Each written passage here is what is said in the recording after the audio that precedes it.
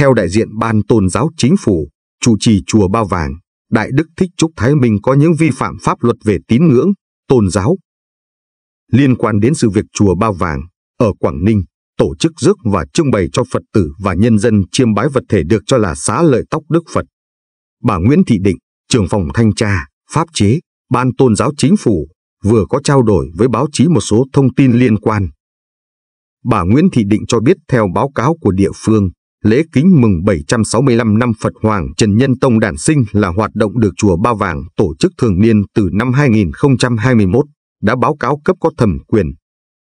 Ngày 18 tháng 12 năm 2023, chùa Ba Vàng có văn bản thông báo thay đổi địa điểm tổ chức đại lễ kính mừng 765 năm Phật Hoàng Trần Nhân Tông đản sinh và ngày tu bát quan trai tháng 11 âm lịch năm 2023 do Đại Đức Thích Trúc Thái Minh, trụ trì chùa Ba Vàng ký, gửi. Theo bà Nguyễn Thị Định, đối chiếu với các quy định của pháp luật về tín ngưỡng, tôn giáo, chùa Ba Vàng không phải là chủ thể đứng ra thực hiện thông báo danh mục hoạt động tôn giáo bổ sung và thời gian thông báo chỉ 6 ngày trước khi tổ chức. Trong khi quy định tại khoản 3 điều 43 của luật tín ngưỡng, tôn giáo thì phải thông báo chậm nhất là 20 ngày trước khi diễn ra hoạt động. Bên cạnh đó, chùa Ba Vàng cũng không tuân thủ thời gian tổ chức như đã thông báo là từ ngày 22 đến ngày 24 tháng 12 năm 2023 mà tổ chức từ ngày 22 đến ngày 27 tháng 12 năm 2023. Các hoạt động tại chùa Ba Vàng từ ngày 23 đến ngày 27 tháng 12 năm 2023 có sự tham gia của nhiều nhà sư và Phật tử người nước ngoài. Nhiều ý kiến băn khoăn việc mời tổ chức, cá nhân nước ngoài vào Việt Nam để thực hiện hoạt động tôn giáo phải xin phép cơ quan nhà nước có thẩm quyền. Lý giải về vấn đề này, bà Nguyễn Thị Định nêu rõ theo quy định tại Điều 48 của luật tín ngưỡng, tôn giáo thì tổ chức tôn giáo trực thuộc trước khi mời tổ chức cá nhân nước ngoài vào Việt Nam để thực hiện hoạt động tôn giáo ở một tỉnh có trách nhiệm gửi hồ sơ đề nghị đến Ủy ban Nhân dân tỉnh. Đối với các hoạt động tại chùa Ba Vàng có sự tham gia của nhiều nhà sư và Phật tử người nước ngoài thì trụ trì chùa Ba Vàng phải có văn bản báo cáo ban trị sự Giáo hội Phật giáo Việt Nam thành phố Uông Bí để tổ chức này có trách nhiệm gửi hồ sơ đến Ủy ban Nhân dân tỉnh Quảng Ninh đề nghị được chấp thuận. Tuy nhiên, theo báo cáo của tỉnh Quảng Ninh thì các hoạt động nêu trên tại chùa Ba Vàng, Ủy ban Nhân dân tỉnh Quảng Ninh không nhận được văn bản xin phép của Ban trị sự Giáo hội Phật giáo Việt Nam thành phố Uông Bí. Như vậy, căn cứ quy định tại Điều 48 của luật tín ngưỡng, tôn giáo thì chùa Ba Vàng đã thực hiện không đúng quy định. Đại Đức Thích Trúc Thái Minh có vi phạm liên quan xá lợi tóc Đức Phật. Liên quan đến những vấn đề dư luận quan tâm về xá lợi tóc Đức Phật, phía chùa Ba Vàng có thông tin Thượng tọa Sayadaw U Wipula, trụ trì chùa Parami và Bảo tàng Xá lợi Phật quốc tế, được Đại Đức Thích Trúc Thái Minh, trụ trì chùa Ba Vàng, mời về dự lễ kính mừng 765 năm Phật Hoàng Trần Nhân Tông đản sinh và mang xá lợi tóc Đức Phật đến chùa Ba Vàng và phát biểu tại buổi lễ. Theo bà Nguyễn Thị Định, việc Đại Đức Thích Trúc Thái Minh, trụ trì chùa Ba Vàng, mời Thượng tọa Sayadaw U Wipula, trụ trì chùa Parami và Bảo tàng Xá lợi Phật quốc tế vào Việt Nam để tham dự lễ kính mừng 765 năm Phật Hoàng Trần Nhân Tông đản sinh và mang xá lợi tóc Đức Phật đến chùa Ba Vàng tổ chức cho Phật tử và nhân dân chiêm bái. Đồng thời phát biểu tại buổi lễ là hoạt động tôn giáo nhưng lại sử dụng visa nhập cảnh với mục đích tham quan, du lịch là không đúng quy định của pháp luật về tín ngưỡng, tôn giáo. Mặt khác, theo Điều 79 Quy chế hoạt động Ban Tăng sự Trung ương Giáo hội Phật giáo Việt Nam nhiệm kỳ 9, 2022 đến 2027, quy định tổ chức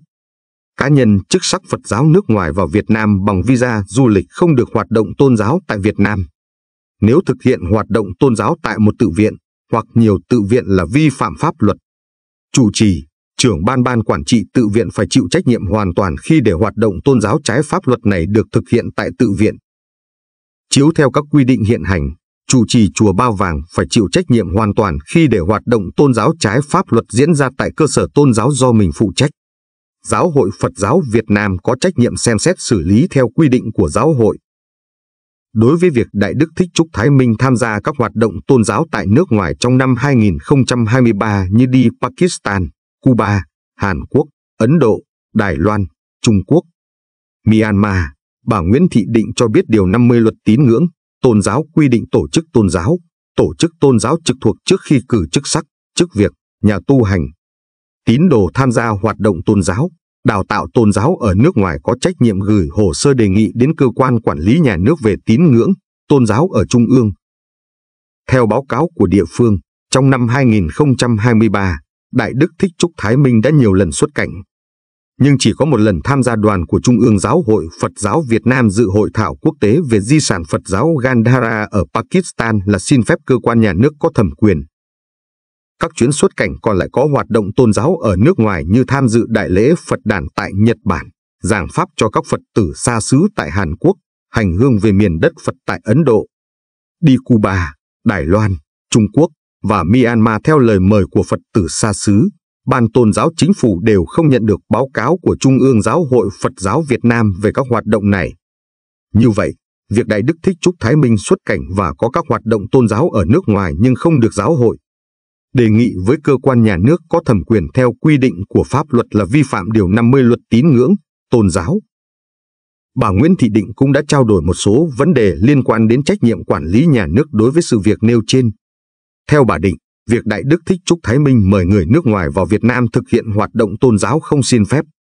việc tổ chức rước, trưng bày xá lợi tóc Đức Phật tại chùa Ba Vàng, Ban trị sự Giáo hội Phật giáo Việt Nam thành phố Uông Bí, tỉnh Quảng Ninh thông báo danh mục hoạt động tôn giáo bổ sung không theo quy định, việc Đại Đức Thích Trúc Thái Minh xuất cảnh nhiều lần với mục đích hoạt động tôn giáo ở nước ngoài nhưng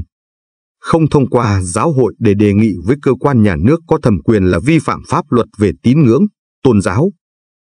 Bà Định nhấn mạnh các sự việc này đã làm ảnh hưởng đến trật tự xã hội và chủ trương, chính sách của Đảng và Nhà nước về tín ngưỡng, tôn giáo, ảnh hưởng tới uy tín của Giáo hội Phật giáo Việt Nam. Từ vụ việc nêu trên, bà Định cho biết cơ quan nhà nước có thẩm quyền đã kịp thời chấn chỉnh và tiếp tục xem xét, xử lý nghiêm,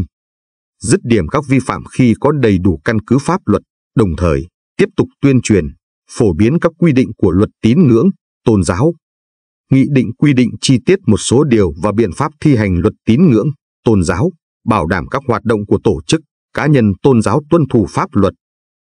Đối với Ủy ban Nhân dân thành phố Uông Bí, cần rút kinh nghiệm trong việc tiếp nhận các thủ tục hành chính về tín ngưỡng, tôn giáo. Nếu không đúng quy định của pháp luật phải trả lại, yêu cầu tổ chức, cá nhân liên quan bổ sung, hoàn thiện hồ sơ, thủ tục theo quy định của pháp luật. Đại diện Ban tôn giáo chính phủ cũng kiến nghị cần chấn chỉnh, yêu cầu Đại Đức Thích Trúc Thái Minh rút kinh nghiệm về việc mời tổ chức,